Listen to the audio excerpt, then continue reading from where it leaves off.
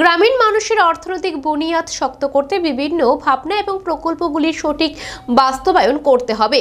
শুক্রবার প্রাণী সম্পদ বিকাশ দপ্তরের গোমুদ জেলা ভিত্তিক একদিনের কর্মশালার উদ্বোধন করে এ কথা বলেন অর্থমন্ত্রী প্রণজিৎ সিংহ রায়। শুক্রবার উদয়পুরের নজরুল কন্থাকারে মুক্ত মঞ্চে প্রাণী সম্পদ বিকাশ দপ্তরের উদ্যোগে গোমুদ জেলা ভিত্তিক একদিনে সচেতনতা কর্মশালা অনুষ্ঠিত হয়।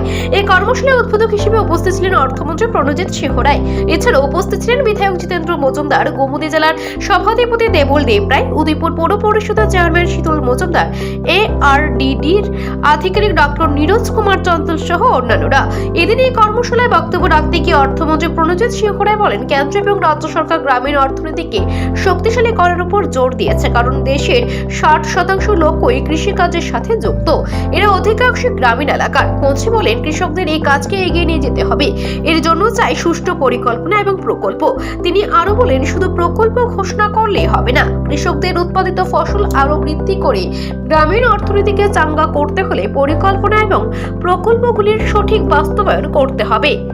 স্কিমগুলোকে সঠিকভাবে ব্যবহার করে এবং সেভাবে যদি ডিপার্টমেন্ট বা যারা এক্সপার্ট আছে তাদের একটা সমন্বয়ের মাধ্যমে যদি একটা আলোচনার মাধ্যমে যেগুলো কাজ করা হয় এবং তাহলে সেখানে একটা সঠিক যে উদ্দেশ্য সেটাতে পৌঁছাতে পারে।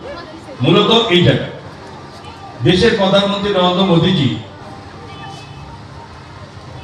সারা ভারতবর্ষের গ্রামীণ ব্যবস্থাকে, সারা ভারতবর্ষের অন্তিম পর্যায়ের মানুষ, যে সমস্ত মানুষ, যে পরিবার যারা অর্থনীতিতে দুর্বল আছে, ন্যাশনাল লাইভস্টক মিশনের অধীন বিভিন্ন প্রকল্পের সুবিধাগুলি নিয়েই কর্মশালায় বক্তব্য রাখেন বিধায়ক জিতেন্দ্র মজুমদার সহ অন্যান্যরা।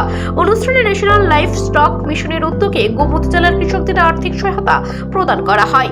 Bureau report, Asian Times.